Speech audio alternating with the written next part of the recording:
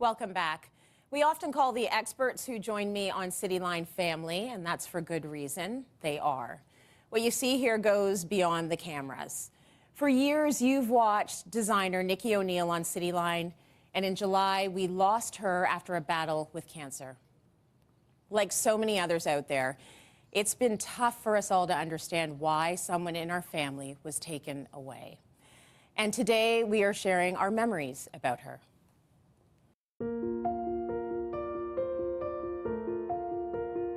Nikki was joyful. Well, you want to try it out? She was brilliant. Look at that. Isn't this like wow? And she loved deeply. Your birthday was very different. What did you do? I was like, you know what, let me spread the love around. So I spread it around, yeah. You want to smile? It's my birthday. I'm giving smiles out. Are you? Yeah. I'm giving hugs for your birthday.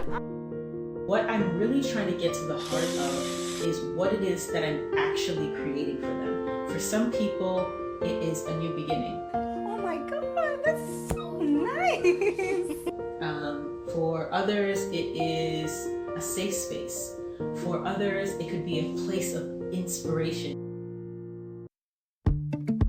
She had a light and laugh that sparked a smile in everyone around her. Ready, it's so good. I love it. I love it. Sorry.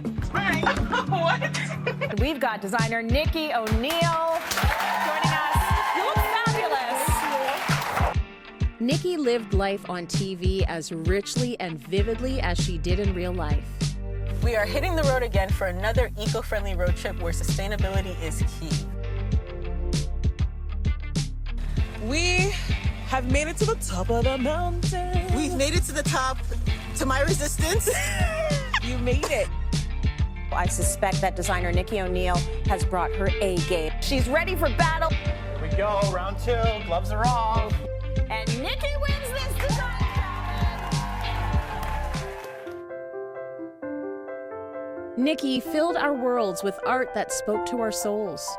Okay, 3, 2, 1. Nikki's work was widely recognized by her peers. A top creator to watch. It's giving me life. It's just, it's perfect. Most inspirational female Canadian creator. When it comes to style, I don't think I have one, although people tell me I do. I like things that have history, and I like things to be intentional. A dream come true for a first-generation Nigerian Canadian. I'm going to make her sit here while I tell you about all of her amazing accomplishments. In 2021, Nikki heard the three words no one wants to hear. You have cancer. I've just been riding the storm, buckling down and really just focusing my energy inwards and really pouring that energy back into myself so that I can have the strength to putting one foot in front of the other. She lived her life each day bursting with gratitude and shared her journey with us every step of the way. I just want to say thank you. Thank you. The notes of encouragement, the sending of flowers, the letting me know that I am still loved, and knowing that I'm not alone.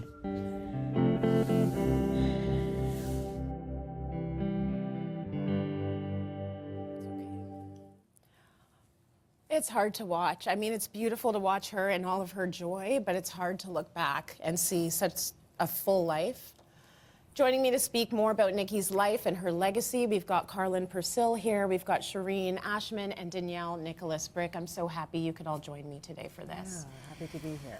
To celebrate Nikki, and it took us a long time because we want to do it right. You know, we want to make sure that we are remembering her and remembering her legacy the way that we should. Car, you had such a special bond with Nikki. You go way back. Talk to us a little bit about your friendship. Nikki loved out loud a lot of what you saw in terms of the joy and her spreading kindness to everyone she met. That was her. And she was the type of friend, you know that she loved you when she chewed you out. So if, you know, like she didn't hear from you for a while, or she would call you. And I remember there was one time she called me and she's like, I will stalk you like until I die. And even, since she has passed, her energy and her spirit also continues to love out loud. And she lived a full-bodied life, what she calls full-body living, and it was such an honor, and we're so honored to be a part of her community. I think that's a and her life. beautiful thing that you still feel her. Yes. Right? Yes. Shireen, talk to us about the ways that Nikki changed, or even didn't change, throughout this whole cancer journey. Yeah, it was an honor to be beside Nikki as a sister until the end. And of course, the constitution changes, the body changes. But Nikki has an indomitable spirit. And she fought with everything that she had. But she also fought with the community, right? So she brought people in where they were fitting. I mean, going out on little activities with Nikki when we for sure shouldn't be. But she insisted on full body living, right? Living with your thought, your taste, your touch, your community, the sounds. She was that type of immersive person. And it was beautiful to be beside her until the end. It was an honor. Car, for those who didn't have the pleasure of meeting Nikki, what do you want people to remember the most about her? Everything, Shireen said, in addition of how she loved out loud. Like, she loved with a full heart, and she wasn't afraid to explore the unexamined parts of her life. And I think that's what made her the adventurer. Like, even when you look at the community, the dinner table, she was so adamant about what we've been through in COVID. Even she herself was going through something, and she's like, I want to bring joy to the community. I want to create a memorable experience so that we can celebrate all the things we didn't get to celebrate during COVID. That was her. So if I had to describe her in one word, she is, and she was love. The dinner table we saw in that tape that we just ran, and it was a beautiful exhibit, an outdoor installation that Nikki had created as part of Nuit Blanche, which is an outdoor art, sort of night of art here in Toronto. And it was a call to community. And what a beautiful thing to do with your art, gather people around a table and connect people. And that really was who Nikki was. She was about connecting. Danielle, you are doing some incredible work right now in the name of Nikki. You and designers Sam Pin and Tommy Smythe, they're here in the audience with us today. You collaborated with Nikki on multiple projects. Talk to us about her approach to design and how that mirrored her approach to life. Well, that way that she lived, the way you said she loved out loud, she laughed out loud, that's what she did in her design. Her spaces made you feel. And she approached a space with, but how does it feel? She didn't care about the technical stuff, any of those things. It was, but tell me how it's gonna feel. And she wanted you to feel it more. And yet her spaces were always so serene.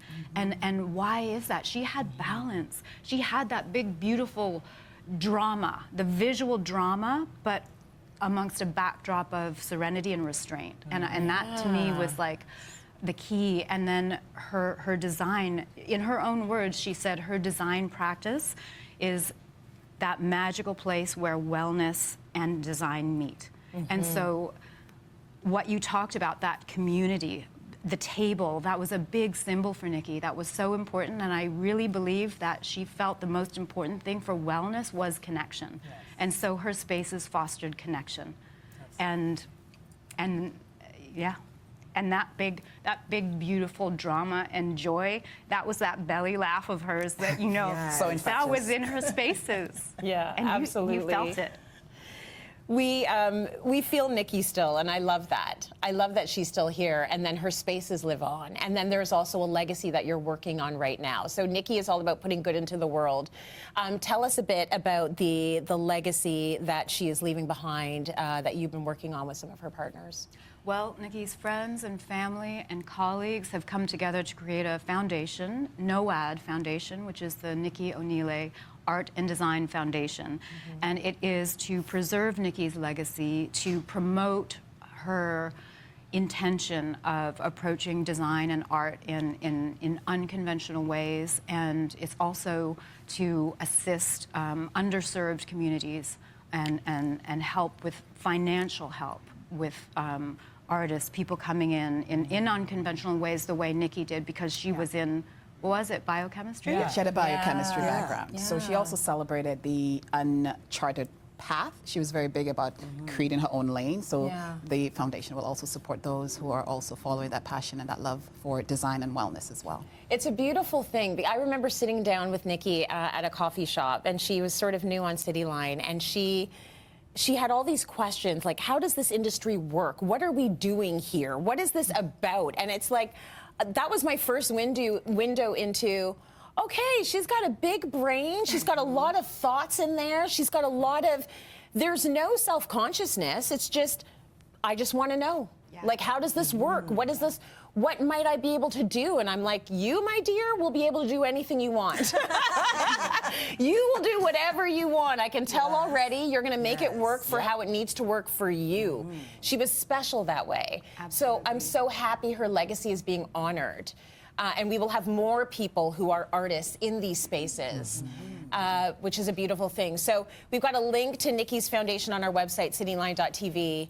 We want to, before we head to break, take a moment to honor Nikki. And Shireen, this was really important to you that we give her a send-off in a way that she would love. Yes.